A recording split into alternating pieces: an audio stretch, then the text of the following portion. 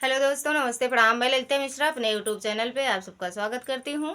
आप सबको एक आसान मैया का गीत सुनाऊंगी। अच्छा लगे तो कमेंट में ज़रूर बताना, भरपूर सपोर्ट करना।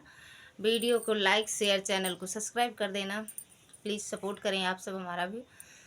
हमरी ओसान मैया बड़ी सुघरी ये हो, हमरी ओसान मैया बड़ी सुघरी। वो तो डोला चढ़ी आवेली हमार नगरी, वो तो डोला चढ़ी आवेली हमार नगरी। हमरी ओसान मैया बड़ी सुघरी ये हो, हमरी ओसान मैया बड़ी सुघरी। वो तो डोला चढ़ी आवेली हमार नगरी।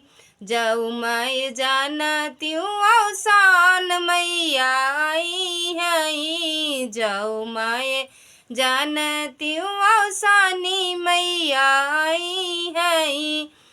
चौक पुराउती सारी डगरी ये हो, चौक पुराउती सारी डगरी। वो तो डोला चढ़ी आवेली हमार नगरी, वो तो डोला चढ़ी आवेली हमार नगरी। हमरी ओसान मैया बड़ी सुघरी ये हो, हमरी ओसान मैया बड़ी सुघरी। वो तो डोला चढ़ी आवेली हमार नगरी, वो तो डोला चढ़ी आवेली हमार नगरी।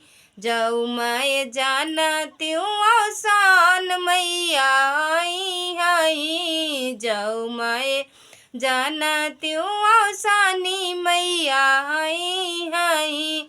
फुलवा बिछाऊती हूँ सारी डगरी ये हो, फुलवा बिछाऊती हूँ सारी डगरी। वो तो डोला चढ़ी आवेली हमार नगरी, वो तो डोला चढ़ी आवेली हमार नगरी। हमरी ओसान मैया बड़ी सुघरी ये हो, हमरी ओसान मैया बड़ी सुघरी। वो तो डोला चढ़ी आवेली हमार नगरी। जाऊ मैं जानती हूँ ओसानी मैया आई आई, जाऊ मैं जानती हूँ ओसानी मैया आई आई।